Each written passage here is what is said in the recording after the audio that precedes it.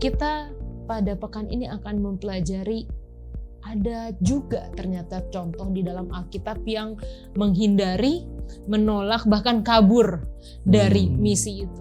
Meskipun keputusan-keputusan itu salah, Tuhan bisa jadikan keputusan yang salah itu jadi blessing gitu loh. Ya, tapi bukan karena melihat kesalahan kita, tapi karena di tengah-tengah kesalahan kita, Tuhan punya cara untuk di mana orang-orang itu bisa melihat Tuhannya.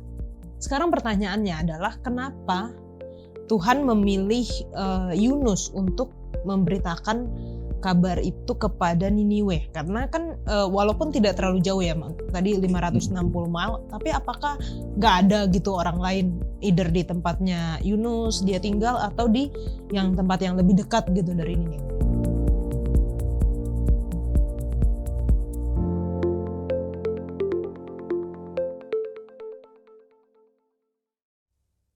Shalom, selamat datang di dalam program Diskusi Sekolah Sahabat, diskusi pembelajaran Alkitab yang mendalam untuk menguatkan iman kepercayaan kepada Tuhan.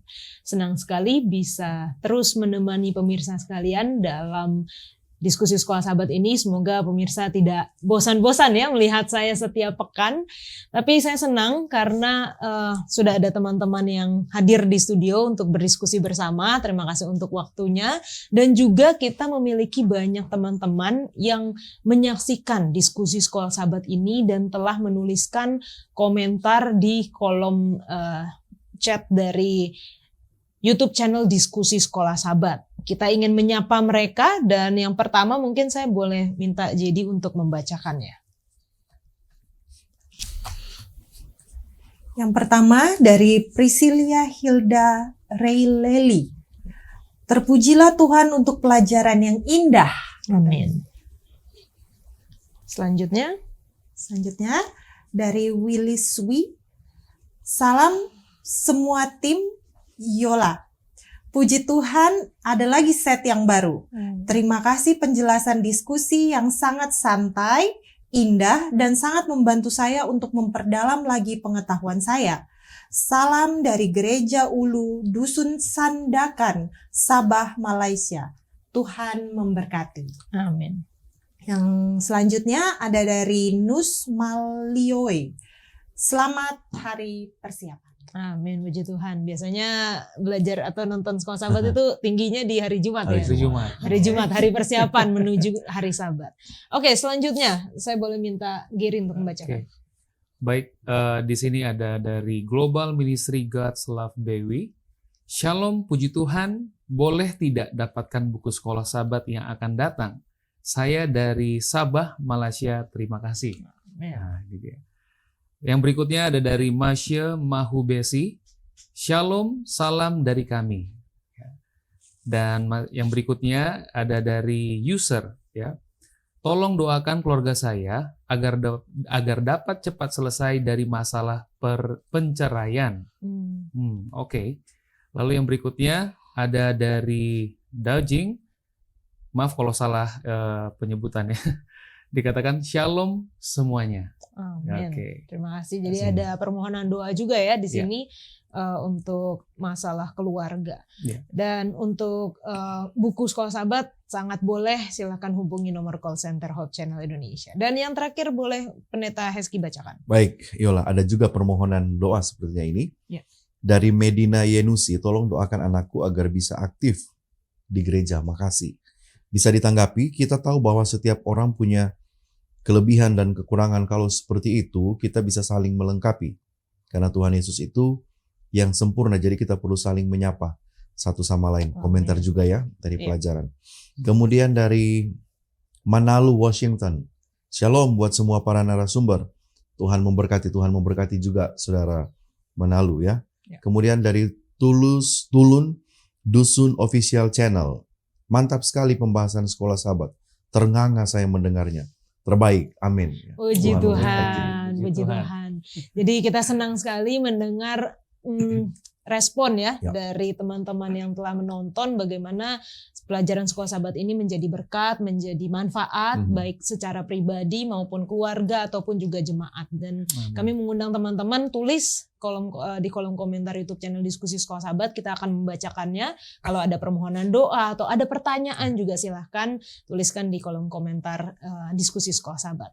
Dan seperti tadi yang diminta oleh Bapak dari Sabah, kami memberikan buku Sekolah Sahabat ini secara cuma-cuma dikirim ke tempat Anda masing-masing. Namun karena jumlahnya terbatas ya, mungkin kita tidak bisa mengirimkan kepada semuanya, tapi bagi saudara-saudara yang rindu untuk memiliki buku ini dan memang di daerahnya sulit mungkin untuk akses kepada buku Sekolah Sahabat ini, silahkan hubungi kami. Kami akan mengusahakan bagaimana untuk dapat mengirimkan buku ini agar Anda juga dapat belajar bersama-sama dengan kami.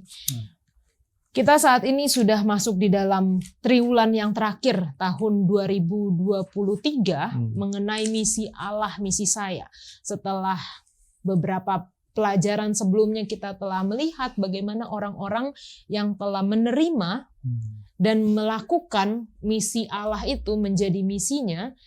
Kita pada pekan ini akan mempelajari ada juga ternyata contoh di dalam Alkitab yang menghindari, menolak, bahkan kabur dari misi itu. Siapa dia? Kita akan pelajari setelah yang satu ini.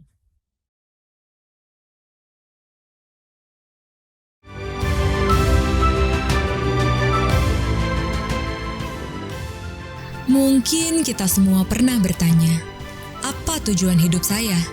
Untuk apa Tuhan menciptakan saya? Apa misi Allah bagi saya? Pergilah, jadikanlah semua bangsa muridku dan baptislah mereka dalam nama Bapa dan Anak dan Roh Kudus. Adalah amanat agung yang Yesus berikan kepada murid-muridnya sebelum ia terangkat ke sorga. Apakah perintah ini berlaku bagi kita juga? Apa kita harus pergi dan menjangkau orang lain seperti Allah yang menjangkau kita? Apakah kisah-kisah menarik di kitab suci, pengalaman dan ilustrasi yang diberikan hanya akan menjadi bahan pelajaran setiap pekan? Atau kita memusatkan perhatian untuk keluar, menggunakan sumber-sumber yang tersedia untuk membantu kita dalam menjangkau sesama, berdoa agar Roh Kudus membimbing kita menerapkan apa yang telah kita pelajari, usaha yang rendah hati untuk melakukan mujizat-mujizat misi bagi kehormatan dan kemuliaan namanya. Berhentilah berbicara dan mulailah melakukan misi Allah, misi saya.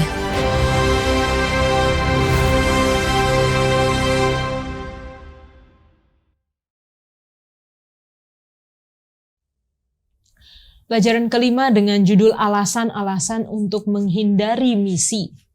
Ayat hafalannya terdapat di dalam Yesaya 6 ayat 8. Lalu aku mendengar suara Tuhan berkata, siapakah yang akan kuutus dan siapakah yang mau pergi untuk aku? Maka sahutku, ini aku, utuslah aku. Kita akan memulai diskusi kita dengan doa yang akan dibawakan oleh Gary. Mari sama-sama kita berdoa. Tuhan Bapa kami di dalam kerajaan surga, kami bersyukur memiliki Tuhan yang sangat baik. Amen. Sehingga pada saat ini ketika kami datang berseru kepadamu, Engkau akan mendengar dan menjawabnya sesuai dengan kehendak-Mu. Bapa kami dalam kerajaan surga, sebelum kami membuka lembaran firman Tuhan, kami sangat membutuhkan tuntunan daripada Roh Kudus-Mu. Biarlah Roh-Mu sajalah yang akan menuntun kami kepada seluruh kebenaran-Mu, dan kami dapat mengenal setiap kehendak-Mu, serta kami dapat dituntun untuk dapat menghidupkannya di dalam kehidupan kami. Bersama-sama dengan kami Bapa, di dalam nama Yesus kami berdoa dan mengucap syukur. Amin. Amin. Amin. Terima kasih Gary. Nah, tokoh yang akan kita pelajari pada kali ini adalah Yunus. Dan kita tahu ceritanya bagaimana Yunus disuruh Tuhan untuk pergi ke Niniwe, tapi pada akhirnya dia tidak mau, dia bahkan kabur, tapi Tuhan punya cara untuk mengembalikan dia kembali ke Niniwe. Nah, dari cerita ini mungkin saya ingin tanya dulu kepada teman-teman di sini. Pernah nggak misalnya kita memberitahu kepada teman, apakah dia teman atau keluarga, tapi udah dikasih tahu nggak diikutin, dan kayak berapa kali kira-kira kita ngasih tahu orang lain untuk ini loh kamu begini, ini loh, sampai akhirnya ya udahlah, kalau kamu nggak mau ngikutin ya udahlah terserah kamu gimana. Nah mungkin jadi dulu deh, ada nggak pengalaman kayak gitu dan kira-kira batas kesabarannya setipis apa setipis tisu gitu kan? Kalau aku sih tergantung ya. Iya. Karena semakin dekat biasanya orang itu dengan aku secara pribadi, itu biasanya aku nggak akan pernah capek-capek untuk kasih taunya gitu. Iya. Tapi kalau misalnya itu nggak terlalu dekat, ya aku rasa kayak hanya kenal biasa atau hanya teman tapi tidak terlalu dekat. Kalau aku lihat dia mungkin ada sesuatu yang tidak baik atau tidak benar, ya paling sekali 2 kali, habis itu ya aku udah Udahlah ya. udahlah gitu. Tapi kalau orang terdekat aku, misalnya seperti suami aku, itu pasti mau Terus itu ya. akan setiap hari dilakukan, setiap hari aku akan tentu. Oke. Sampai gatel nggak telinga? Gatal dikit, udah mulai gatal. Gimana kalau Gary? Iya. Jadi ini memang menarik juga ya. Kalau misalnya ditanya sampai kapan, jadi sebenarnya ketika orang itu mungkin masih mau bertemu dengan kita atau masih mau menerima kita, itu saya pikir masih ada kesempatan untuk memberikan nasihat.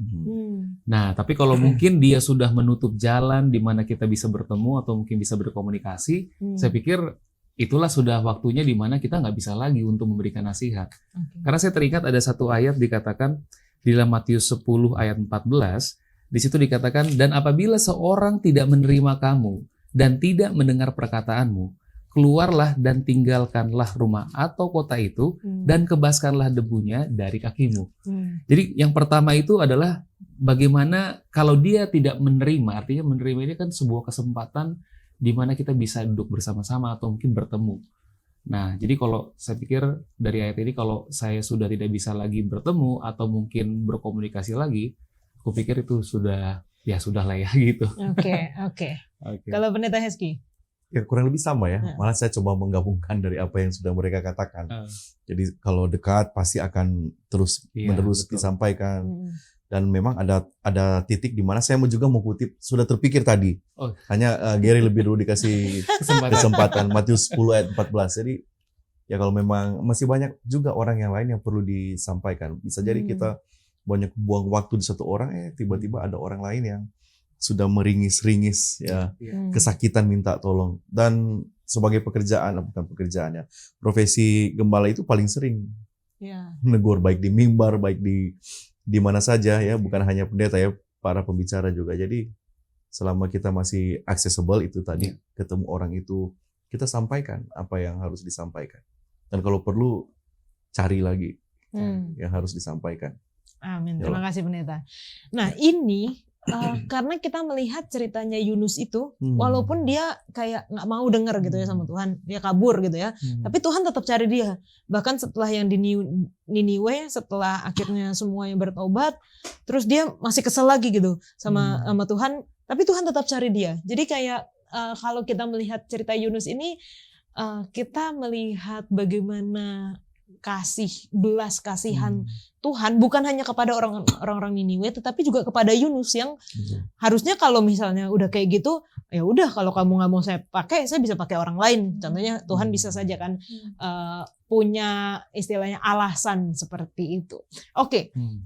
Karena kita akan membahas mengenai Yunus, mungkin langsung ke Pendeta Hezky ya. Siapa sih sebenarnya Yunus ini? Lalu apakah ada di dalam Alkitab, di dalam kitab Yunus mungkin, atau kitab-kitab lain mengenai backgroundnya dia tinggal di mana, dia itu siapa, dia disuruh kemana, mungkin jarak-jaraknya. Kita melihat sekilas di dalam pelajaran sekolah sahabat kita. Ya, sosok atau pribadi Yunus menarik ya, kalau kita hanya 4 pasal dalam cerita tergolong nabi-nabi kecil bahkan dalam penulisan kanon Alkitab. Namun sosoknya, kita lihat sosoknya ya, karena artinya namanya juga menarik ya kalau kita ikuti ya. Apa kira-kira? Merpati ya. Kalau bilang merpati itu harusnya bahkan dunia pos itu digambarkan dengan merpati. Tapi dia memilih untuk 2000 mil dari tempat yang harus dia pergi, ya dia harus pergi ke Niniwe tapi dia pergi ke tempat yang lain, jaraknya 2000 mile kurang lebih. Kemudian dia adalah ada yang menarik yang mau saya ceritakan, mungkin berbagi. Yunus ini kan datang dari Bat Hefer. Bat Hefer itu di bahagian dekat Nazaret. Jadi dengan kata lain ada di daerah Galilea. Yesus dari mana? Sama. Dari Galilea. Selang waktunya kurang lebih 750 tahun dari ketika Yunus ini muncul sampai Yesus eksis secara pribadi ya. Jadi datang dari tempat yang sama, datang dari kurang lebih kultur yang sama. Kultur yang sama. Hanya responnya yang berbeda, respon yang berbeda. Yesus menerima apa yang harus dilakukan, menjalankan apa yang harus dilakukan, bahkan menerima sesuatu yang tidak harus dia terima. Nah, Yunus sudah muncul sebenarnya jauh sebelum cerita Yunus itu sendiri. 2 Raja-Raja pasal 14 ayatnya yang ke-25 kita tahu bersama kan. Dia di sana dari ya tadi diceritakan Gad Hefer. Yunus ini orang yang mengabarkan nubuatan juga, artinya informasi dari Tuhan kepada orang-orang Yahudi dia sampaikan. Hanya kan dia istilahnya bahasanya sekarang dia itu adalah local prophet. Local prophet. Jadi dia hanya selama pekabarannya dia ini selama ini hanya untuk orang-orang Israel saja. Jadi itu secara mungkin background nanti akan menarik ketika kita belajar dia nanti sebentar untuk mengantar kita pada pertanyaan-pertanyaan kenapa dia menolak dan sebagainya. Jadi dia prophet lokal untuk orang Israel, datang dari wilayah di mana Nazaret itu ada, Yesus di sana juga ada, tapi dia memilih jauh dari panggilan Tuhan. Nah, mungkin itu latar belakang sederhana yang boleh diceritakan tentang Yunus itu sendiri. Oke, kalau dari tempat dia tinggal ke Niniwe, seberapa jauh pendeta? Kurang lebih ada catatan dalam pelajaran 560 mile dari Yerusalem ke Niniwe, dan itu dibanding ke Niniwe yang harusnya cuma 550, tapi dia memilih jarak yang lebih jauh daripada itu, 2000 mile. Ya. Tarsis. Jadi sangat menarik cerita Yunus itu. Disuruh pergi dekat, tapi dia beda satu tokoh dalam Alkitab kalau kita mau ingat Yusuf ya. Kan waktu itu dia disuruh bapaknya pergi ke abang-abangnya, ke Sikem. Dia disuruh hanya pergi ke Sikem. Jarak dari tempat di mana mereka Hermon itu tidak jauh, tapi di sana dia tidak menemukan abang-abangnya. Kalau saya jadi Yusuf, saya mau pulang, anak manja, mereka nggak ada. Pulang, oke selesai, misi saya selesai. Tapi dia mau extra mile. Ketika ketemu orang, saya dengar mereka ke Dotan. Dotan itu lebih jauh lagi, beberapa mile lagi ke atas, ke utara. Tapi dia mau lakukan. Jadi tolak belakang dengan Yunus. Oke, terima kasih informasinya pendeta. Nah, sekarang pertanyaannya adalah kenapa Tuhan memilih Yunus untuk memberitakan kabar itu kepada Niniwe? Karena kan walaupun tidak terlalu jauh ya, tadi 560 mile, tapi apakah nggak ada gitu orang lain, either di tempatnya Yunus dia tinggal atau di yang tempat yang lebih dekat gitu dari Niniwe? Saya? Kalau aku ngelihatnya ini sebenarnya kenapa Tuhan panggil Yunus, karena Tuhan tahu itu untuk kebaikannya Yunus. Kalau kita baca, mungkin kita pelajari di buku-buku yang lain, bahwa kenapa kita harus memberitakan kabar baik itu kepada orang lain, itu adalah bukan hanya sekedar kita bisa nyelamatin orang lain, bukan, tapi sebenarnya untuk diri kita sendiri, untuk keselamatan kita sendiri. Jadi sebenarnya, apalagi kalau kita lebih dalam lagi belajar tentang Yunus, ternyata masih banyak karakternya dia yang masih harus diperbaiki. Dan Tuhan mungkin mau menyadarkan dia, sehingga dialah yang dipanggil, karena Tuhan sangat sayang sama dia. Jadi? Iya, betul. Jadi setuju dengan apa yang dikatakan Jiri tadi ya. Jadi ketika Tuhan memilih seseorang untuk terlibat dalam sebuah panggilan, sebenarnya ini bukan hanya saja untuk orang-orang yang dituju, gitu ya. Jadi planning keselamatan itu bukan hanya untuk kepada orang yang menerima pekabaran itu, tetapi sebenarnya adalah untuk juga messengernya, gitu kan. Dan saya yakin ini adalah cara Tuhan mengasihi Yunus ya. Di mana Tuhan kan melihat hati kita ya. Nah, jadi ketika Tuhan melihat Yunus ini mungkin masih ada yang perlu mungkin disempurnakan lagi karakternya. Karena kalau kita lihat dari Yunus pasal yang keempat, di sini kita lihat sekali bagaimana karakternya dia ketika dia berbicara dengan Tuhan kan. Nah, jadi saya pikir jika ditanya kenapa harus Yunus, karena Tuhan sangat mencintai dia, supaya di dalam pekerjaan ini dia dapat semakin mengenal siapa sebenarnya Tuhannya, karakternya Tuhannya itu. Dan biasanya seperti apa yang sudah kita pelajari dalam firman Tuhan, ketika kita melihat Tuhan, maka karakter kita secara tanpa disadari kita akan diubahkan. By watching you become change kan. Nah, jadi saya pikir ini adalah caranya Tuhan mengasihi Yunus. Jadi itu juga berlaku ya. Kenapa Yunus? Karena Tuhan sangat mengasihi Yunus. Kenapa saya? Kenapa Tuhan memilih saya? Karena Tuhan sangat mengasihi saya. Pendeta? Pasal terakhir buku Yunus mungkin bisa menambah ya apa yang sedang kita bicarakan. Memang Tuhan mau menyelamatkan dia juga. Seorang agak lucu ya, seorang nabi, seorang messenger yang harus diselamatkan. Tapi itu sebenarnya istilahnya itu sesuatu yang anomali ya, istilahnya bertolak belakang dengan fakta yang kita terima. Kalau dia bilang itu preacher, dia messenger, pasti dia levelnya tinggi lah. Orang-orang yang mendengar dia yang harus diselamatkan. Tapi itulah justrunya menariknya ketika kita belajar Alkitab. Messenger, preacher itu juga adalah satu objek di mana Tuhan mau ubah. Yunus pasal 4 ayatnya yang ke-6. Dia katakan seperti ini ya, kita tahu bersama ya, Yunus. Lalu atas penentuan Tuhan Allah, tumbuhlah sebatang pohon jarak melampaui kepala Yunus untuk menaunginya agar ia terhibur daripada kekesalan hatinya. Teks Ibrani membantu kita. Bahwa itu sebenarnya bukan kekesalan hatinya, kesedihannya, tapi itu lebih kepada melepaskan dia dari kejahatannya. Jadi membenci orang lain untuk tidak diselamatkan itu kejahatan. Dan saya rasa terjemahan ini lebih kuat ya daripada mungkin malu-malu atau terjemahan yang lain juga mau mengatakan yang sama. Mau melepaskan Yunus dari kejahatannya. Rupa-rupanya bukan berarti seorang yang membawakan pesan, pekabaran itu sudah beres. Ada kejahatan juga. Bisa jadi dia tidak pure. Saya mengabarkan ini misalnya, tapi saya nggak berharap dia bertobat. Itu yang terjadi dengan Yunus. Nah ini yang harus ditobatkan. Tadi pertanyaan pembuka itu menarik ya. Soal menegur. Kan kadang-kadang kita hanya, saya profesi pendeta, pelayanan. Oh pendeta, saya nggak bisa tegur dia, pendeta lah gembalanya. Saya juga nggak berharap orang itu bertobat, berubah, karena memang kalau perlu dia keluar dari gereja, tapi karena saya profesinya, saya harus sampaikan. Sayanya dalam tanda kutip ya, sayanya lah yang harus diubahkan. Karena itu iniquity, itu kejahatan. Dalam Yunus, beruntung kita diberikan cerita ini. Amin. Ini memang pelajaran banyak banget ya, poin-poin yang kita bisa dapatkan. Nah, salah satu dari alasan untuk menghindari misi atau dalam cerita Yunus pada kali ini adalah ketakutan.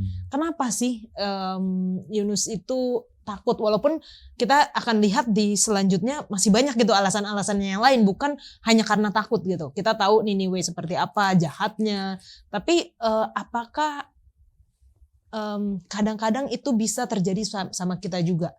Apa yang biasanya bisa membuat kita takut untuk mau menjalankan misi atau mau melayani atau mau bersaksi kepada orang lain? Jadi biasanya kalau orang takut atau sedikit merasa kecil dan nggak berani untuk menyampaikan itu karena dia merasa kurang cakap dalam hal itu atau tidak. Kalau Yunus beda ya, karena dia memang sudah biasa pekerjaannya itu. Tapi kalau mungkin kita kebanyakan adalah ya karena memang kita nggak terbiasa di dalam hal itu, nggak pernah melakukan hal itu, atau tidak tahu caranya melakukan hal itu. Seperti itu. Oke, Gary? Ya, ini kalau kita lihat kenapa Yunus takut dan juga apa yang biasanya menyebabkan itu dia takut gitu ya. Jadi kalau kita lihat sebenarnya background daripada Niniwe ini sendiri, sebenarnya ini adalah sebuah bangsa atau sebuah kota yang dimana kalau kita lihat ceritanya dari buku Nahum ya, dimana Niniwe ini adalah kota yang sangat-sangat jahat. Itulah sebabnya di dalam buku Yunus pasal yang pertama dikatakan dikatakan kejahatannya telah sampai katanya kepadaku. Ya, nah jadi yang membuat dia takut itu adalah Oleh karena mungkin ya bukan hanya itu saja, bukan yang tadi jadi sampaikan saja, tetapi ada efek setelah mungkin kalau Tuhan selamatkan dia, selamatkan si Niniwe-nya ini gitu ya. Karena ada satu ada satu ketakutan di mana ya namanya manusia ya. Bisa saja kalau nanti Niniwe-nya tidak dibinasakan, mungkin ada background mungkin cerita-cerita sebelumnya yang akan terjadi kembali. Yaitu apa? Kalau kita lihat dari buku Nahum, Niniwe ini dikenal orang atau bangsa yang seringkali menyakiti atau menyerang Israel dan Yehuda kan. Nah, seperti tadi yang Pak Pendeta sampaikan, Yunus ini berangkat dari mana nih? Kan gitu kan? Nah, jadi kalau saya berada di posisinya Yunus, mungkin saya akan merasakan yang sama. Ngapain gitu? Nanti kalau dia selamat, bisa saja hari ini mungkin dia bertobat kan. Besok nanti mungkin dia serang lagi bangsa kami. Kurang lebih seperti itu. Jadi dia ada satu kekurang percayaan bahwa Tuhan itu bisa benar-benar mengubahkan seseorang yang tadinya mungkin dari sangat jahat memang betul-betul sampai bisa pulih sepenuhnya. Oke. Gitu. Pendeta? Tahun 2009 pernah nggak kita ingat, nggak usah ditonton lagi ya film Zombieland. Joseph Fisher dia bikin sutradara kan. Kita tahu ceritanya kan, Columbus, Ohio, anak SMA yang dia pikir satu-satunya lah dia yang tertinggal di daerah itu untuk melawan orang-orang yang sudah terkena virus itu. Jadi dia membentengi dirinya dengan latihan seadanya. Terus ada 3 orang yang lain yang menjadi pertanyaan, kalau kita dari luar mau ke sana mau nggak? Kita nggak mau, orang sana zombie, jadi repot. 2 tahun belakangan ya, hampir 3 tahun lah kita ada di pandemi COVID 2019. Kita nggak mau keluar rumah. Kita tahu misalnya daerah merah, oh jangan pergi ke sana, jangan pergi ke sana. Itu red area, jangan pergi ke sana, kita nggak mau. Jadi itu alasan satu, Yunus takut kejahatannya, saya gantinya mengabarkan Injil saya dimakan dalam tanda kutip. Ketakutan yang lain adalah mereka bertobat. Lucu ya. Ketakutan mereka yang Yunus yang lain bertobat. Jadi jangan hanya pikir ketakutan kejahatan. Saya mau lihat lebih dari jauh daripada itu. Yunus ini takut mereka ini bertobat. Dan repot sekali. Ketakutan dia bukan hanya fisiknya. Kemudian takut mereka bertobat muncul belakangan. Takut dia punya integritas sebagai nabi. Wah, berbeda ini yang dia kabarkan. Dia bilang dalam 40 hari mau hancur. Kok nggak jadi? Jadi lebih kepada diri. Lebih kepada diri itu yang dia takut, integritas dirinya, popularitasnya. Ya, kita juga ya hamba-hamba Tuhan. Saya lebih kepada refleksi diri dalam pelajaran 1 pekan ini tentang alasan-alasan untuk menghindari misi. Bukan takut ada apa-apa di sana, takut kalau sayanya. Kalau gagal ini pelayanan, gagal ini KKR, gagal ini pengembalaan, saya mau taruh di mana muka saya? Para pendeta yang mendengarkan ini cepat-cepatlah bertobat. Saya hanya bercanda yang serius, teman-teman pelayan. Jadi Yunus Tuhan mau selamatkan dari sini. Bukan takut mati, tapi takut kredibilitas dirinya. Oke, terima kasih Pak Pendeta. Wah, ini luar biasa menjadi teguran bagi kita semua ya, Bu. Mungkin para pendeta secara spesifik tadi pendeta sudah katakan, tapi juga bagi kita semua, dimana ketika kita mau melayani, sebenarnya kita melayani siapa gitu? Apakah diri kita yang kita mau layani dengan kita tampilkan, atau kita memang benar-benar ada kasih untuk orang-orang yang kita mau layani? Kita akan lanjutkan pelajaran kita, jangan kemana-mana.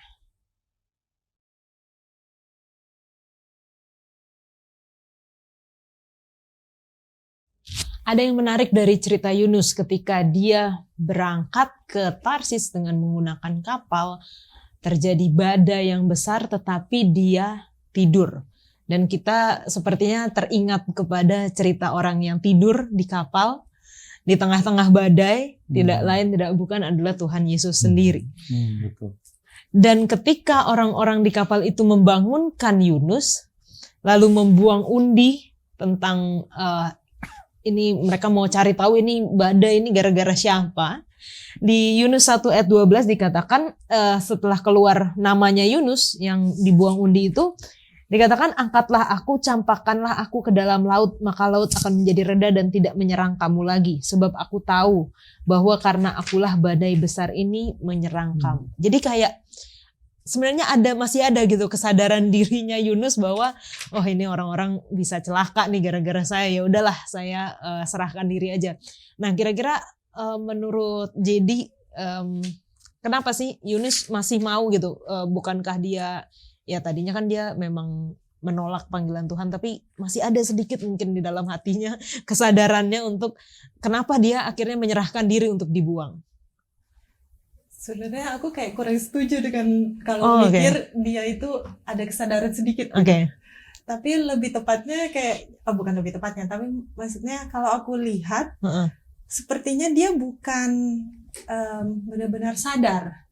Tapi dia ini mungkin mempunyai pemikiran bahwa daripada saya harus ke Niniwe, lebih baik saya mati.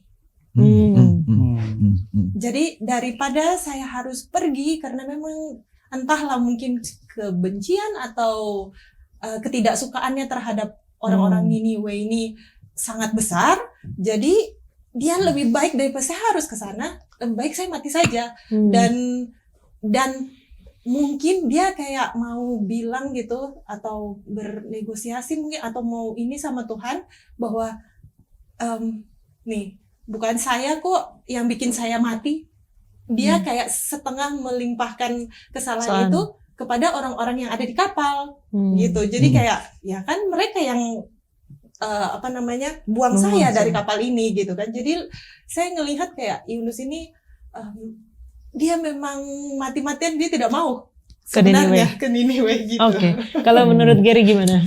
Ya, ini memang kalau saya sih merasa mungkin agak sedikit berbeda dengan JD ya. Jadi balik lagi seperti apa yang tadi kita baca dari awal, bahwa sebenarnya segala sesuatu kalau yang saya percaya adalah semuanya adalah di dalam kendali Tuhan gitu ya. Dan kenapa sebenarnya sih bisa saja kalau dia bernegosiasi dengan orang-orang di kapal itu bukan saya gitu. Bisa saja ada kemungkinan ke situ. Tetapi saya pikir setiap kata-kata di dalam kita, dalam kemauan, keputusan, itu tetap berada di dalam kendali Tuhan ya. Dan apalagi kalau kita lihat cerita Yunus ini adalah ada sebagian rencana Tuhan untuk menyelamatkan dia. Nah, jadi ada hubungannya juga kalau di dalam pelajaran kita, bahwa itu adalah gerakan dari mana bentuk suatu pertobatan ya. Karena memang ketika saya mau mengakui bahwa saya ini berdosa, bahkan untuk mau mati aja tuh orang kan gak gampang memutuskan saya mau mati gitu. Iya kan? Nah, jadi saya pikir ini adalah salah satu bentuk di mana Roh Kudus itu memang betul-betul bekerja di dalam hatinya dia, dan dia disinilah awalnya di mana dia akan memasuki proses pertobatannya. Karena setelah dia dibuang, ya kan? Terus setelah itu apa yang terjadi? Dia memang langsung bertobat kan ketika dia dimakan ikan. Dan itu bukan satu proses yang saya pikir lama, maksudnya bukan satu yang tiba-tiba gitu, tapi memang itu adalah satu rencana Tuhan untuk menyelamatkan dia melalui proses pertobatannya dia dengan mengakui dosanya dia. Dan juga saya pikir dia juga mengasihi orang-orang di sana kan. Kalau misalnya saya nggak mengakui, orang-orang itu juga mati. Karena mungkin ya karena saya juga gitu kan. Gitu. Pendeta? Iya ya, laut seperti bukan masalah sebenarnya di sini. Yunus lah yang menjadi masalah di sini sampai ada frase penulis mengatakan Tuhan menurunkan angin ribut. Perjalanan kunci dari sampai laut itu tenang bergelora ketika mereka bertanya, orang-orang ini bertanya kan ayat 11. Kamu mau kami buat apa terhadap kamu? Bukankah begitu ayatnya, ayat 11. Akan kami apakan engkau supaya laut menjadi reda dan tidak menyerang kami lagi. Sebab laut semakin bergelora. Kalau sudah ketahuan dia menjadi masalahnya, dia sudah katakan, sudah lemparkan saja saya ke laut. Kan dikatakan buang undi, dia dapat dibuang ke laut. Mereka masih tanya. Mereka tanya, apa yang harus kami lakukan? Ini wujud penghormatan. Mereka masih menghormati loh Yunus ini. Karena bagi mereka ketika mereka katakan, mereka tahu Yunus memperkenalkan diri, aku orang Ibrani. Aku takut Tuhan yang menjadikan langit, lautan. Mereka tanya, kamu bikin dosa apa sih? Sampai ini. Jadi kalau ada beberapa komentar Alkitab mengatakan itu penghormatan terhadap Yunus. Jadi orang-orang yang melakukan hal-hal yang tidak menyenangkan pada Tuhan, Tuhan masih mengasihi loh. Tuhan masih mengasihi. Tuhan masih mengulurkan tangannya untuk menolong. Dan bisa jadi orang-orang yang datang untuk menginformasikan kepada kita bahwa kita keliru, orang-orang yang tidak mengenal Tuhan. Betul. Orang-orang di luar, kok kamu ada di sini? Coba bayangin, orang yang takut akan Tuhan, anak Tuhan, ke tempat yang harusnya nggak ada anak Tuhan di sana. Wajah kita, gerak-gerik kita pasti lain. Kok kamu ada di sini? Kenapa kamu ada di sini? Ya di tempat-tempat yang tahulah orang-orang muda tahulah di mana itu. Nggak perlu dirinci, saya rinci. Nanti teman-teman tambah lagi, ada banyak begitu tempatnya. Akan beda perawakannya, penampilannya akan berbeda. Jadi penghormatan kepada Yunus sebagai nabi Tuhan. Kenapa laut? Ya karena memang lautlah itu menjadi lokasi di mana Tuhan bukan marah ya. Tuhan mau memenangkan hati Yunus. Dari awal memang dia memenangkan hati Yunus. Dan memang Tuhan tidak absen dalam hal ini. Firman Tuhan datang kepada Yunus bin Amitai. Yunus mau melarikan diri jauh dari hadapan Tuhan. Tuhan memberikan dia angin ribut, badai dan sebagainya. Bukan berarti kita tenang-tenang melakukan hal yang tidak disenangi Tuhan aman. Enggak. Tinggal menunggu ada badai dan sebagainya. Kalau badai belum datang, ya cepat-cepat lah. Kita jangan tunggu sampai badai datang. Jangan seperti cerita Yunus, beda case. Yunus beda case. Nah, tapi ini jadi ada pertanyaan nih pendeta. Pada akhirnya kan orang-orang di kapal itu jadi mengenal Tuhannya Yunus. Bahkan kalau kita baca di dalam Alkitab dikatakan mereka berseru kepada Tuhan, mereka bahkan mempersembahkan korban, mengikrarkan nazar setelah mereka buang Yunus ke laut itu ya. Nah, pertanyaannya apakah ada kemungkinan kayak ya udah Tuhan sengaja biarkan Yunus lari dulu supaya yang di sini, yang di kapal ini bisa kenal Tuhannya Yunus juga gitu. Oke, itu benar juga ya. Kalau kita mau hitung-hitungan jalurnya, Tuhan mau menyenangkan mereka juga. Oke, saya setuju dengan itu ya. Tuhan mengizinkan hal itu terjadi. Tapi kan Tuhan tidak merancang itu ya. Tuhan tidak merancang, itu pilihan Yunus. Di sini saya kasihan sama Yunus sih. Dia kehilangan momen. Momen untuk berkhotbah kepada mereka yang ada di kapal. Jadi dengan kata lain bukan karena Yunus mereka bertobat. Memang karena Tuhan sendiri yang menunjukkan. Kemudian yang kedua, sebagai seorang pembicara, sebagai seorang nabi, sayang sekali dia tidak melihat pertobatan itu. Dia kan sudah di dalam laut. Baru muncul ayat yang ke-15, kemudian setelah mereka buang dia, kemudian mereka mengangkat Yunus, lalu mencampakkannya ke dalam laut dan laut berhenti mengamuk. Oke. Ayat 15. Ayat 16. Orang-orang itu menjadi sangat takut kepada Tuhan, lalu mempersembahkan korban sembelihan bagi Tuhan serta mengikrarkan nazar. Yunus absen di situ. Dia nggak lihat loh. Jadi kalau saya berpikir, kalau dia tetap ada di sana, dia berkhotbah, dia mengambil itu kesempatan, dia akan lebih diyakinkan.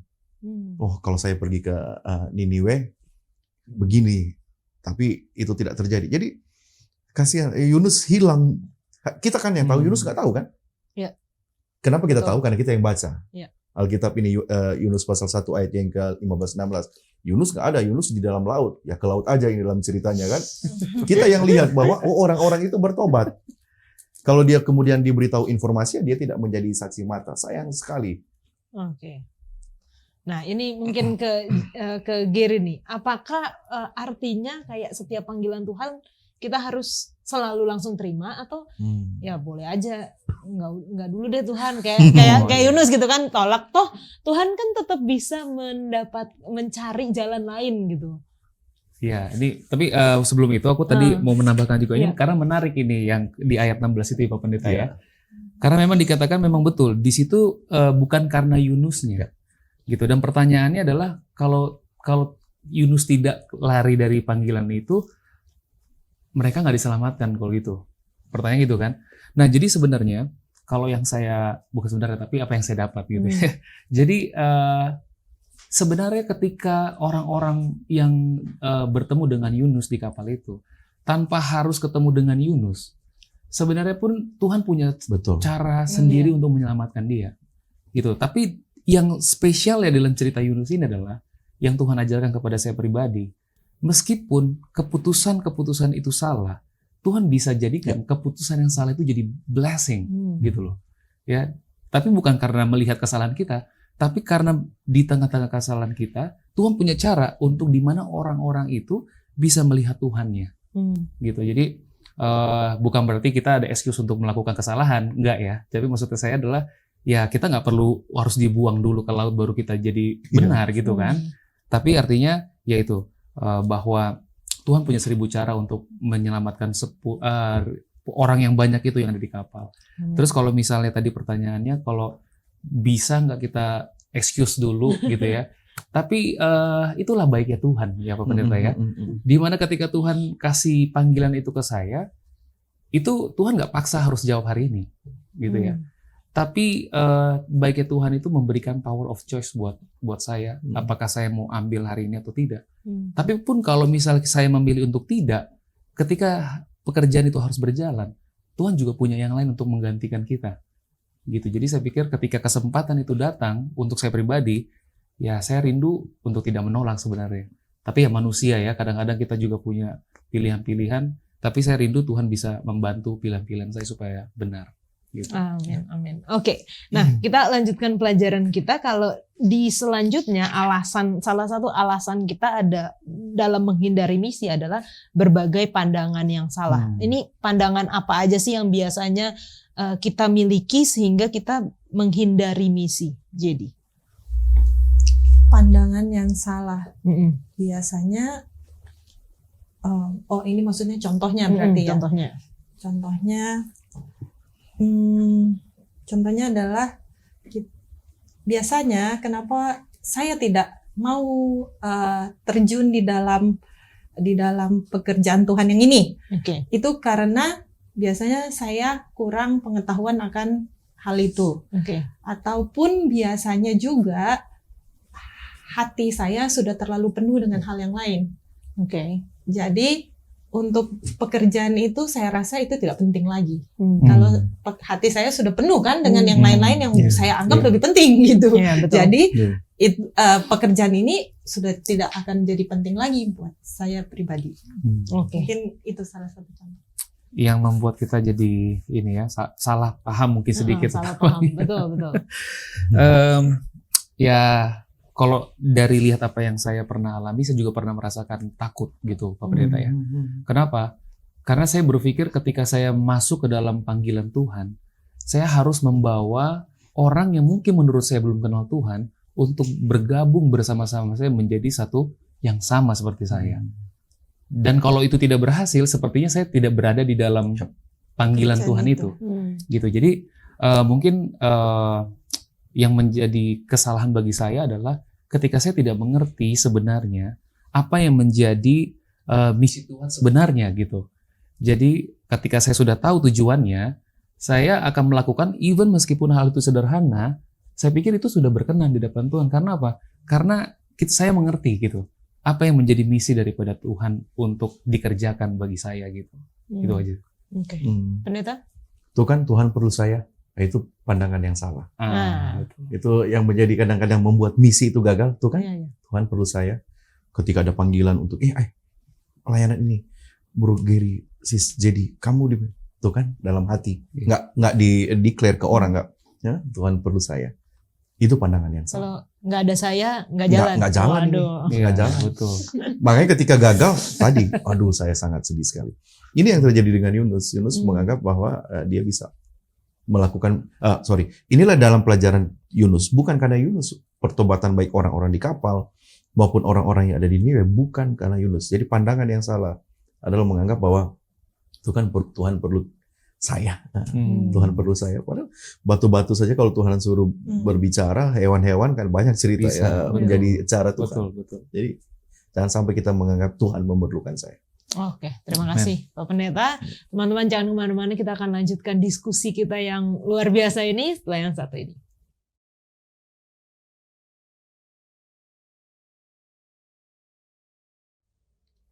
Alasan lainnya untuk menghindari atau menolak misi adalah karena ketidaknyamanan. Karena dibutuhkan pengorbanan ketika kita melakukan sesuatu yang Tuhan minta kita untuk lakukan. Nah, biasanya pengorbanan ini apa aja sih, dan kenapa kesannya tuh kayak, oh ini pengorbanan gitu. Padahal harusnya ketika kita melakukan sesuatu yang kita sukai, kita nggak anggap itu sebagai pengorbanan kan, harusnya kita menganggap itu sebagai sukacita gitu. Jadi pengorbanannya contohnya seperti apa? Mungkin karena hatinya ada di dalam banyak materi, ketika Tuhan minta untuk berbagi materi, jadi dia nggak suka merasa mengorbankan sesuatu ya. Gitu. Jadi ya mungkin ya disitulah makanya banyak juga yang terbiasa hidup enak mungkin, lalu harus panas-panasan mungkin, atau pergi kemana, dan belum lagi ditolak-tolak sama orang. Ya itu juga mungkin mereka anggap sebagai pengorbanan. Tapi padahal kan sebenarnya ya itu tadi Yola udah bilang ya, sebenarnya apa sih pengorbanan yang dari Tuhan mau itu sebenarnya kan cuma hati kita yang kotor ini kan, dosanya yang Tuhan mau untuk sini loh, kasih ke aku supaya aku bisa gantikan. Tapi ya itulah manusia, merasa dia sudah mengorbankan entah itu materi, entah itu mungkin pride apa bahasa Indonesia ya, harga dirinya dia, lalu banyaklah status sosialnya dia mungkin dan lain sebagainya. Iya, ini betul. Aku setuju dengan jadi dikatakan bahwa kadang-kadang ketika apabila dikatakan berkorban, seolah-olah kita udah berkorban banyak gitu. Tapi ya memang begitu. Ketika kita melakukan sesuatu untuk Tuhan itu, memang secara faktanya mungkin secara fisik kita juga akan lelah, ya kan? Secara waktu kita harus juga memberikan waktu luang kita. Dan bahkan sampai juga kepada materi ya, itu juga sometimes itu juga dibutuhkan gitu ya. Nah tetapi yang menarik adalah memang ketika Tuhan memanggil kita itu jelas di dalam Lukas 9 ayat 23, kalau kita bisa baca sama-sama, dikatakan, katanya kepada mereka semua, setiap orang yang mau mengikut aku, ia harus menyangkal dirinya, memikul salibnya setiap hari, dan mengikut aku. Jadi kalau kita mau mengikut Tuhan, ya adalah sebuah sebuah sukacita, kehidupan Tuhan itu akan menjadi bagian kita, begitu ya Pak Pendeta ya? Betul. Nah, tetapi satu hal yang menarik adalah kita bisa lihat belajar daripada Yesus sendiri.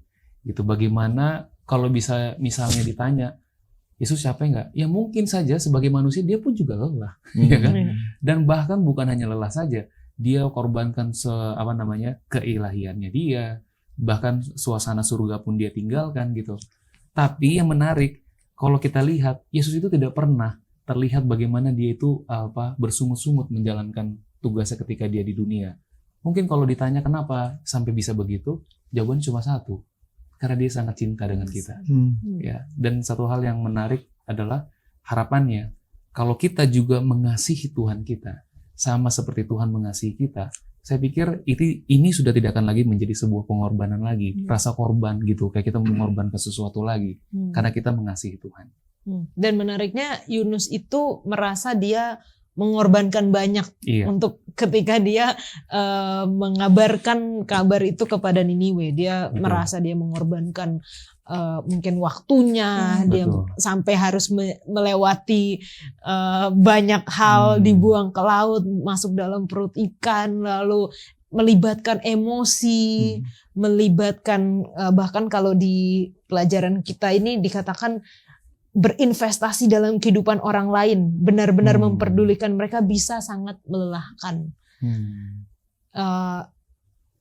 Dan yang terakhir, keterlibatan dalam misi sering juga menuntut kita untuk mengubah cara kita memikirkan dan menggunakan uang kita. Jadi kelihatannya Yunus itu merasa dia sudah melakukan banyak hal yang tidak nyaman, yang mengorbankan sesuatu banyak hal, dan hasilnya ketika dia lihat hasilnya dia bukan seneng gitu. Ketika orang-orang ini bertobat, kan kalau kita misalnya bikin KKR gitu, kalau udah berkorban waktu, capek dan segala macam gitu, ada lihat jiwa-jiwa datang kepada Tuhan, oh kita kan seneng gitu ya. Tapi ketika nggak ada contohnya atau sedikit, mungkin kita jadi, duh kenapa ya, jadi kayak ada rasa gimana gitu di dalam hati. Nah, mungkin pendeta bisa kasih tambahan mengenai pengorbanan ini. Kalau sedikit lain ya, sedikit lain. Oke. Ketika bicara berkorban ada yang hilang kan?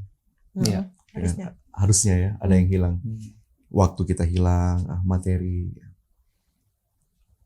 Saya pikir kalau melakukan pekerjaan Tuhan, misi Tuhan provide kan. Ya, ketika Tuhan memanggil kita untuk melakukan pekerjaannya, Dia siapkan semua kebutuhan. Pertama ketika Dia memanggil Nuh, Dia provide semuanya. Pesannya apa yang harus dikabarkan? Nuh, kamu harus datang, kamu ceritakan ini. Apalagi yang harus disampaikan? Dia siapin semua. Alam, orang-orang, bahkan orang-orang membantu. Sayangnya hanya 7 orang yang lain daripada selain Nuh ya, yang join. Yang lain yang ikut bangun dia sama-sama pun hilang. Kemudian ketika dia panggil Abraham, dia bukan hanya manggil, tapi dia provide semua untuk menjalankan misinya. Jadi di sini kita sebenarnya tidak berkorban ya. Yang berkorban sebenarnya itu adalah Tuhan. Yang nggak harus mati, Yesus datang. Itu berkorban, hilang loh dia, hilang anak. Ketika kita yang harusnya ada objek diselamatkan, kita nggak berkorban ketika dipanggil untuk ini. Hanya kita seolah-olah merasa kita kehilangan tadi ceritanya. Makanya dia capek. Seorang yang menjalankan misi Tuhan merasa lelah karena dia konsepnya adalah saya berkorban. Saya sudah berkorban waktu, sudah berkorban keluarga ditinggalkan, sudah berkorban materi bahkan. Coba teman-teman, bakal capek kita kalau kita berpikir kita berkorban. Kita nggak berkorban. Ini privilege. Pekerjaan ini malaikat sendiri, ada satu kutipan dari hamba Tuhan yang luar biasa ya. Kita percaya dia dikaruniai oleh Roh Kudus, oleh Tuhan melalui Allah Roh. Dia bilang pekerjaan ini malaikat Tuhan sendiri mau lakukan. Tetapi dipercayakan kepada manusia yang harusnya binasa. Jadi kita sebenarnya kalau kita merasa kita berkorban bakal capek. Satu. Betul. Nggak nyaman, pasti nggak nyaman, hilang, terus hasilnya nggak bagus lagi. Jadi makanya ketika kita dilibatkan dalam pekerjaan ini, itu adalah privilege. Amen. Kalau yang lain mau dipilih Tuhan, sangat sedih. Jadi ketika kita dipanggil untuk itu adalah keistimewaan, hak istimewa. Jadi dalam konteks pengorbanan ya, kita nggak hilang kok, kita nggak kurang. Orang-orang, Yola atau Gary jadi cerita, begitu banyak misioneri-misioneri, orang-orang yang mereka menyerahkan semua kepada Tuhan, materi, waktu, tenaga, pikiran mereka. Apakah sekarang mereka minta-minta? Kalau perlu di-mention, perlu. Tapi sekarang kita keep aja ya. Banyak sekali misioneri-misioneri yang menyerahkan waktu mereka, tenaga, pikiran, materi mereka. Dan kita lihat bahkan mereka dapat kenyamanan ya. Dengan senang melakukan itu. Bahkan dengan sukacita. Jadi kita jangan, mindset kita jangan berkorban. Yang berkorban itu Tuhan untuk kita. Amin. Nah, lucunya dari Yunus itu karena dia setelah mereka bertobat nggak seneng gitu. Apa sih sebenarnya yang salah dengan pikirannya Yunus ini? Jadi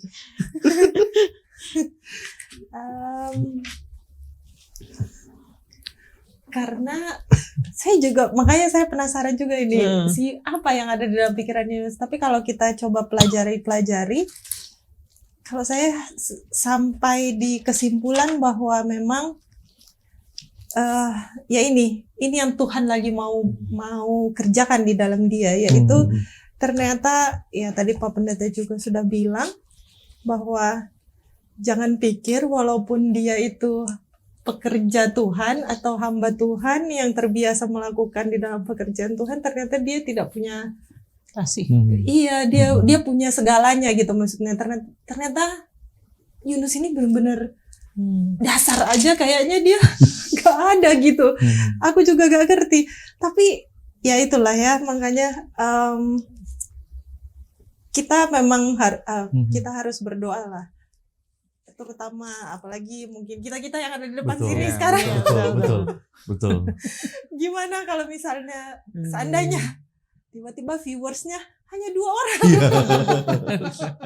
itu Masih mau jalan nggak gitu masih ya? mau lagi nggak gitu kan? Nah, Iya, iya. berarti kan intinya adalah kita tidak mempunyai kasih.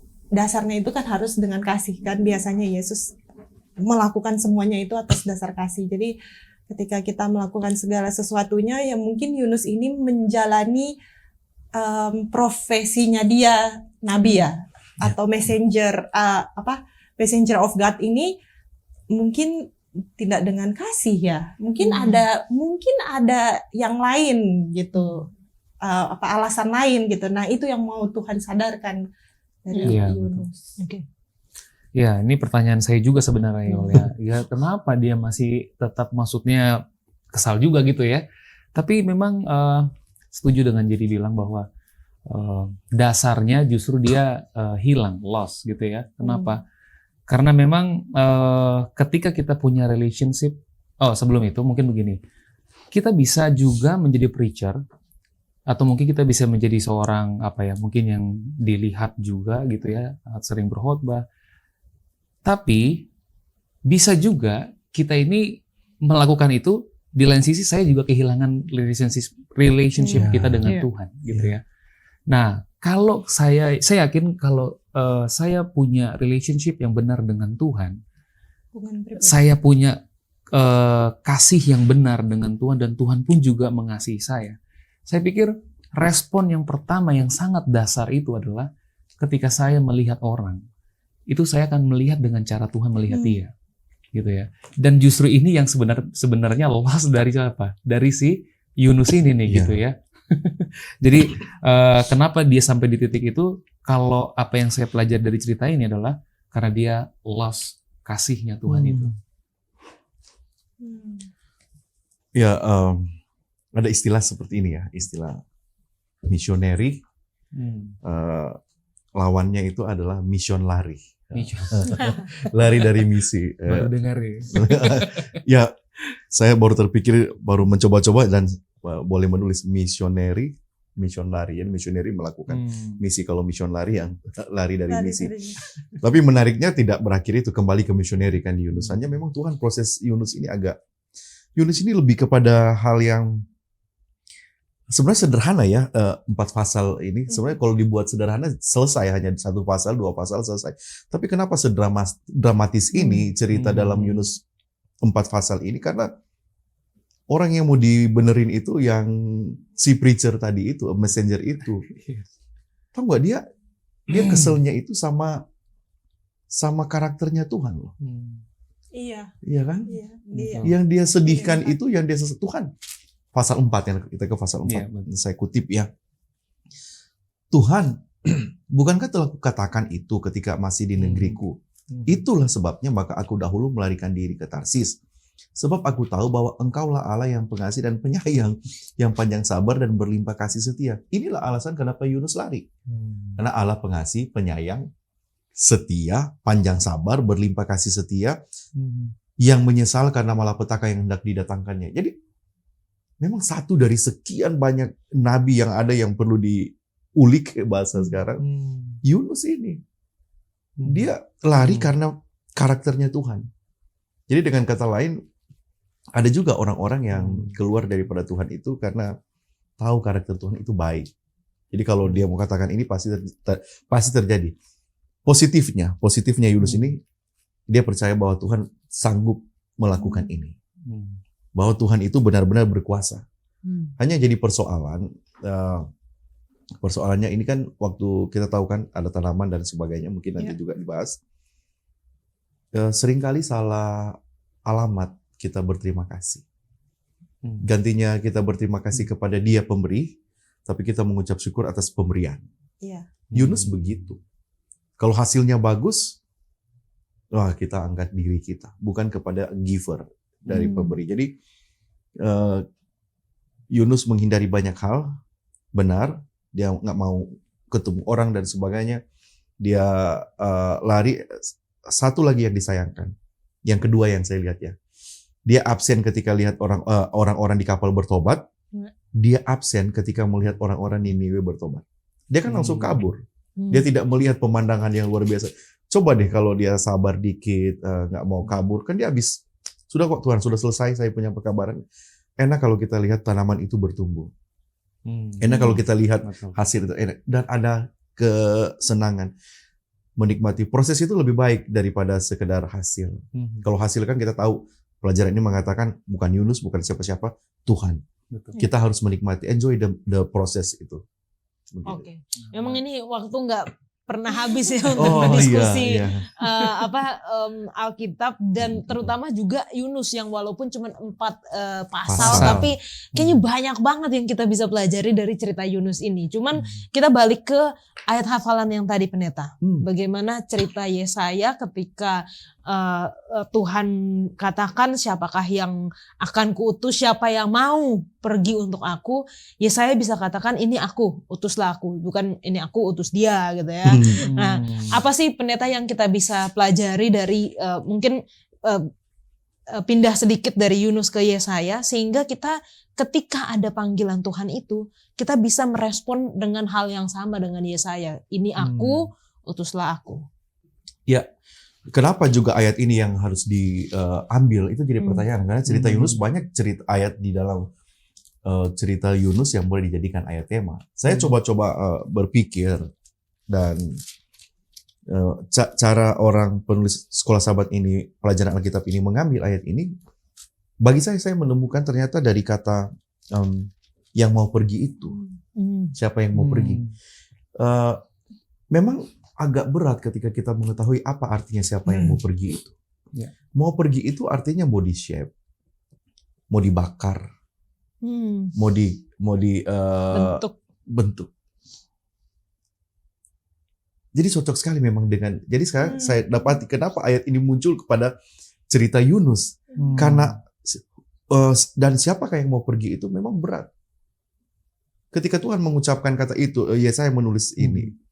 Dan dia menggunakan kata siapa yang mau pergi itu, siapa yang mau diutus, siapa yang mau dipermak, siapa yang mau dipertajam, siapa yang mau dikikis, siapa yang mau dibentuk. Jadi berat kan? Jadi inilah yang luar biasa penulis Sekolah Sahabat ini ambil ayat 8 lebih khusus ya dalam buku Yesaya pasal 6. Karena mau pergi itu, kalau soal yang mau menerima Tuhan kita sepakat tadi itu pekerjaan Tuhan. Untuk merubah. Tapi pekerjaan yang Tuhan kepada saya itu adalah kamu mau nggak sementara pergi ini kamu mau dibentuk. Percuma kita pergi ke sana kemari melakukan pelayanan penginjilan. Begitu banyak orang bertobat. Tapi saya nggak ada perubahan di dalam karakter. Mungkin ini kenapa dia memilih ayat 8 dalam Yesaya pasal 6. Oke, terima kasih. Ada jadi? Iya, mungkin sedikit lah. Sedikit lagi. Memang menarik ini ya. Jadi kalau kenapa Yesaya 6 ayat 1-8? Betul sekali Pak Pendeta bilang bahwa ini adalah sebuah proses. Dan kalau kita lihat ayat 1-8, ini adalah sebuah proses di mana kita jadi mengambil keputusannya dengan benar. Karena begini, ketika kita tidak diproses oleh Tuhan dengan benar, resultnya pun juga tidak akan benar. Gitu. Nah, jadi kalau kita lihat ada sebuah proses yang menarik di Yesaya pasal 6 ayat 1-8 ini. Kenapa Yesaya bisa dibilang utuslah aku? Itu kan resultnya kan. Nah, tapi ada sebuah proses yang dialami oleh si Yesaya ini. Yang pertama adalah dia melihat dulu kan, kalau kita lihat dari ayat yang pertama ya sampai kedua, di situ dikatakan dia ini Yesaya melihat Tuhan kan, dia dibawa ke dalam bait suci dan dia lihat bagaimana kemuliaannya Tuhan itu. Oke? Dan ketika dia melihat, lalu dia menyadari bahwa Tuhan yang dia sembah itu adalah Tuhan yang Maha Kudus. Ketika dia kenal karakter Tuhan, dia semakin sadar bahwa saya ini adalah orang yang berdosa. Gitu ya. Nah, ketika saya sadar kalau saya ini adalah orang yang berdosa, artinya apa? Saya nggak layak sebenarnya kan untuk terlibat di dalam pekerjaan Tuhan ini gitu. Nah, ketika dia sudah merasa tidak layak, ketika panggilan Tuhan itu datang, jadi panggilan itu bukan sebagai suatu pengorbanan lagi, suatu beban lagi, tapi itu seperti yang Pak Pendeta bilang, itu datang sebagai privilege. Amin. Gitu. Kenapa? Karena saya sudah melihatnya dengan kondisi saya tidak layak sekarang gitu. Iya. Nah masalahnya sekarang banyak orang yang ketika dipanggil Tuhan, dia nggak merasa bahwa dia ini sebenarnya nggak layak untuk Ya. itu. Seperti ya saya layak gitu kan. Yes. Makanya jadi saya pikir ya lihat dulu apa yang mungkin saya akan benefitnya gitu loh. Nah tapi ketika proses ini dikasih kepada kita, Tuhan mau sebenarnya ada sebuah proses yang terjadi yo, bahwa kita harus kenal Tuhan dulu, karakternya seperti apa, dan ketika kita mengenal Tuhan itu sungguh kudus, sungguh mulia, kita akan merasa bahwa kita nggak layak. Dan ketika kita tidak layak, panggilan ini akan menjadi sebuah privilege. Tapi ketika saya merasa saya layak, ini nggak akan jadi privilege lagi. Gitu. Oke, thank you Gary.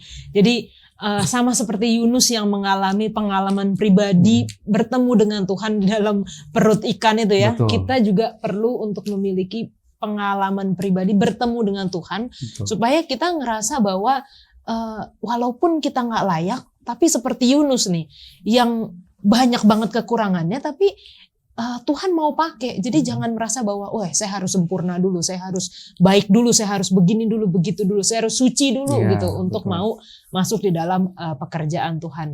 Puji Tuhan untuk diskusi kita. Dan teman-teman kalau misalnya ada pertanyaan silahkan tinggalkan di kolom komentar YouTube channel Diskusi Sekolah Sahabat. Dan saat ini kita akan masuk di dalam sesi tanya jawab.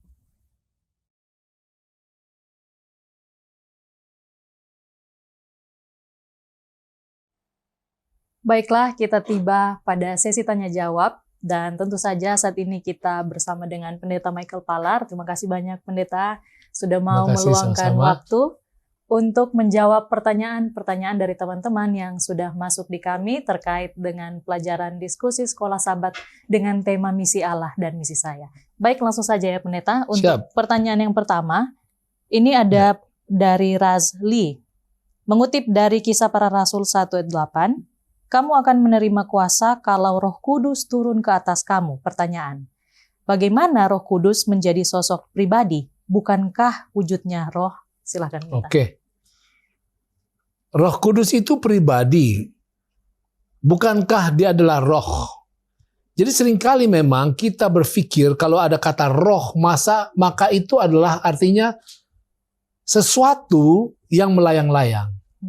Atau bahkan mungkin makhluk cerdas yang bisa berpikir, punya kemampuan hebat, tapi melayang-layang. Tidak memiliki fisik. Tidak memiliki tubuh. Oke. Apakah Roh Kudus adalah tokoh yang tidak memiliki tubuh? Jadi roh yang melayang-layang. Baiklah. Pertama yang kita harus ingat, kata roh seringkali muncul di dalam Alkitab. Dan roh itu menggambarkan atau merefer kepada bagian daripada kehidupan yang ada di dalam makhluk hidup.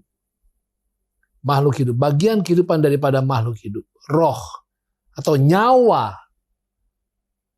Ya. Tetapi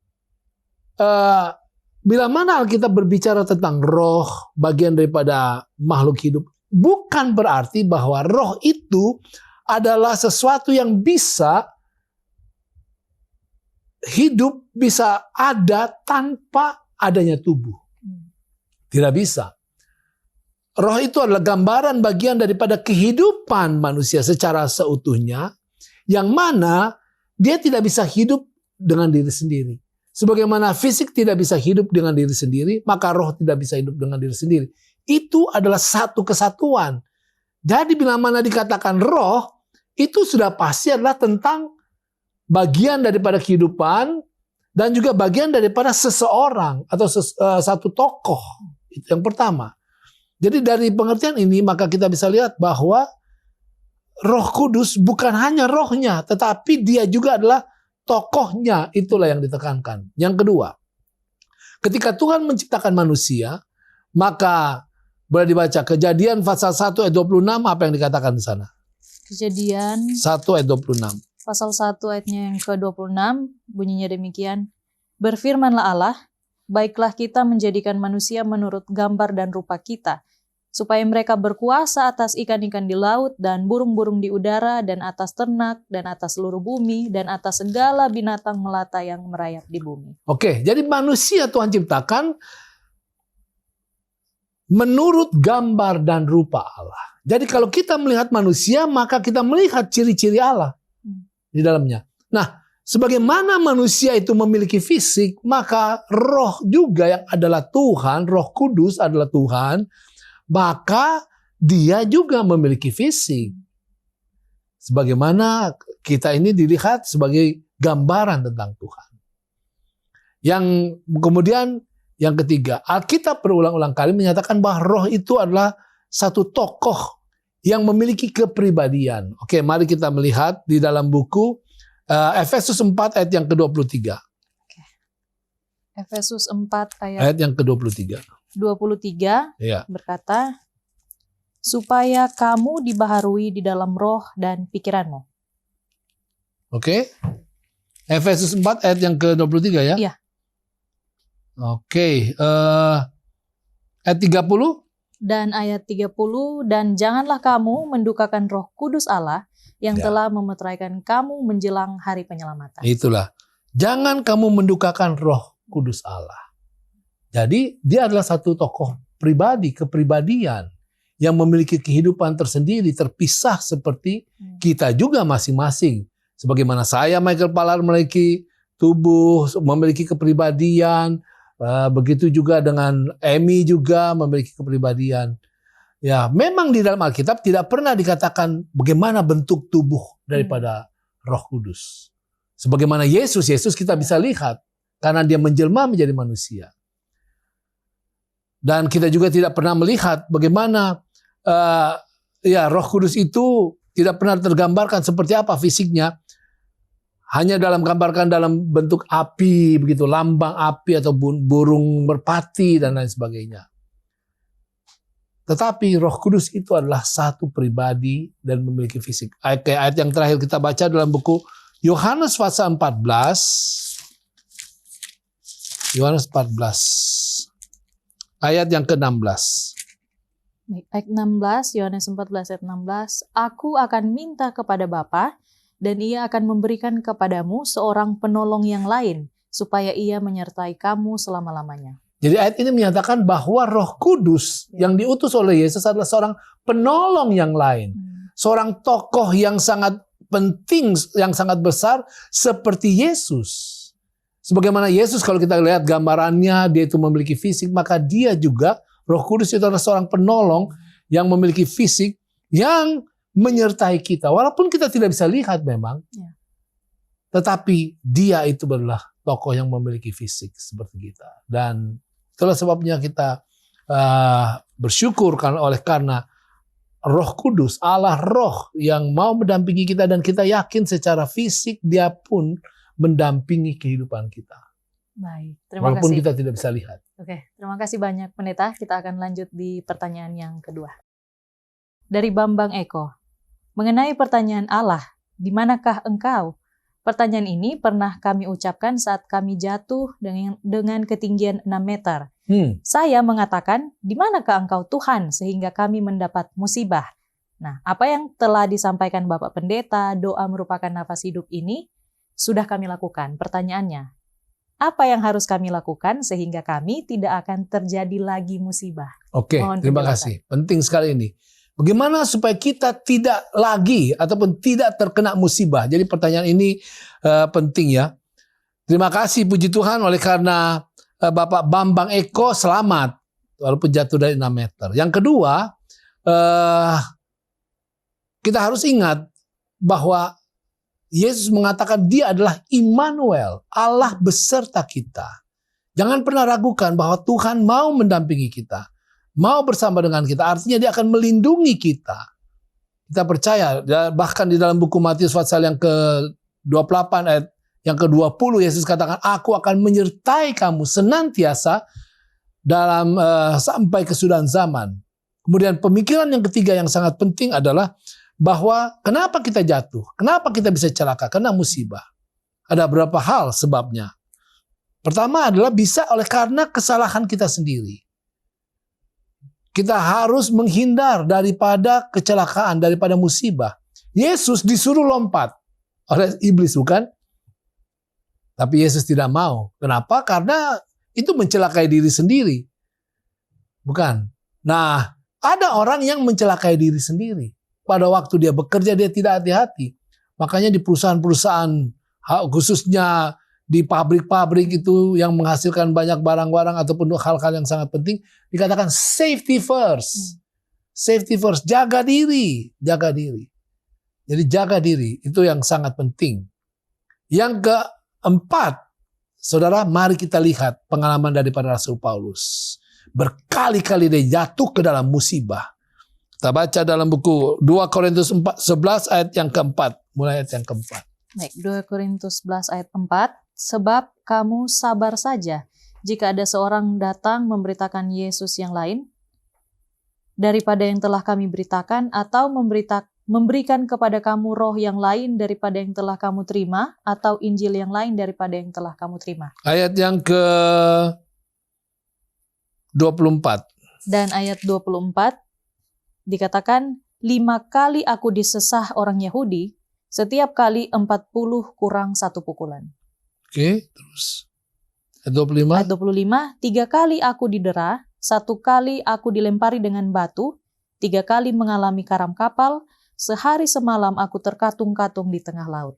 Oke, 26. 26, dalam perjalananku aku sering diancam bahaya banjir dan bahaya penyamun, bahaya dari pihak orang-orang Yahudi dan dari pihak orang-orang bukan Yahudi. Oke, masih banyak lagi di situ. Iya. Ya. Rasul Paulus menegaskan bahwa dia berkali-kali jatuh kepada musibah ketika sedang melayani Tuhan. Tuhan tidak lindungi, Tuhan tetap lindungi. Tuhan bersama dengan dia. Tetapi saudara, seringkali Tuhan izinkan musibah itu terjadi kepada kita untuk menunjukkan kepada dunia, ini ada hambaku. Walaupun kena musibah, dia tetap setia kepadaku. Dia terus melayani Tuhan, terus melaksanakan tanggung jawabnya. Jadi kita juga jangan takut terhadap musibah. Sementara kita berhati-hati, tapi kalau musibah datang, hadapi bersama dengan Tuhan. Yang pasti adalah Tuhan mau menyertai kita. Kita ini lebih berharga daripada 2 ekor burung pipit, atau daripada burung pipit yang harganya 2 ekor seduit. Tuhan perhatikan langkah-langkah hidup. Tidak ada burung pipit yang jatuh, kata Yesus, tanpa diketahui, tanpa diperhatikan Tuhan. Kita harus yakin akan hal itu.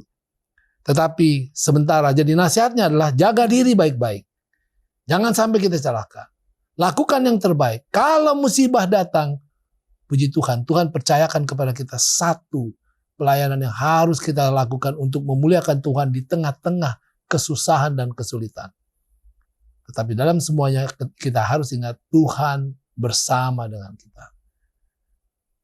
Dan pada umumnya Tuhan tentunya tidak mau mencelakai kita tentunya. Kita harus ingat itu saudara. Jangan pikir oh Tuhan mau mencelakai kita apalagi. Nah, pada umumnya dalam keadaan yang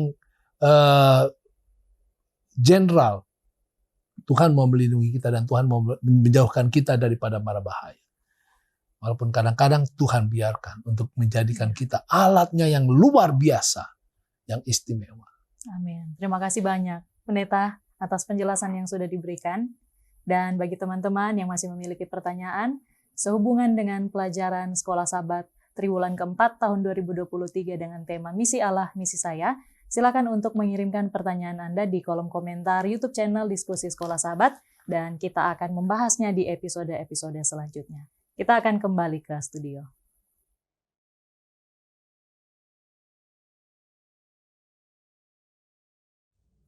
Baik, untuk menutup diskusi kita akan berdoa dipimpin oleh Pendeta Hezky. Baik, mari kita berdoa.